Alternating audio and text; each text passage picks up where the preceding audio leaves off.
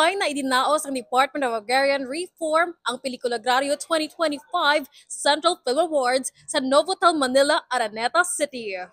Isang pagkilala sa mga kabataang Pilipinong filmmaker na naghatid ng makabuluhang kwento ng mga Agrarian Reform Beneficiaries o ARBs at Agrarian Reform Beneficiary Organizations o ARBOs. Ito ay may temang pag-ani sa mga pangarap, mga kwento ng pag-asa at tagumpay sa agraryo.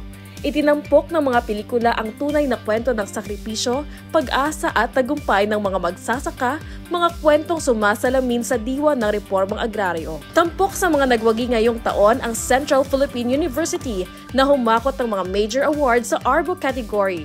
Kabilang na ang Best Film at Best Screenplay para sa Ang Pagtililipon sa Mga Damgo.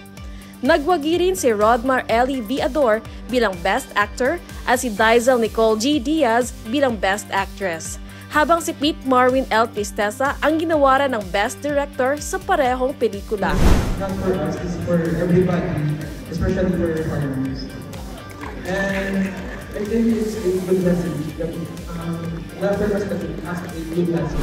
Mula naman sa Aklan State University, si Erica B. Delgado ang itinanghal na Best Actress para sa ARB category para sa pelikulang titulo. Thank you so much, Dar Aklan, Dar Scenes, Western Visayas, and of course, to everyone, every individual who is behind this event. Thank you so much sa ng mga officials here.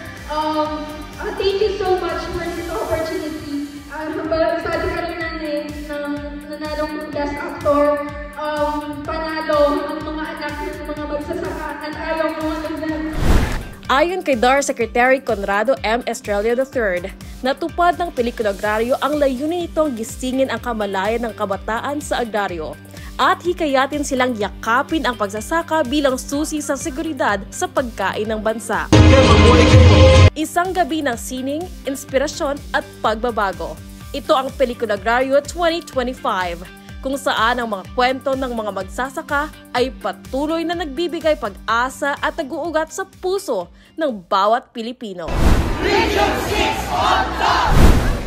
Mula rito sa Novotel, Manila, Araneta City, ito si Ria Momblan, nag-uulat para sa Sidlak sa East. Pagkawalan ng reformang pansakahan,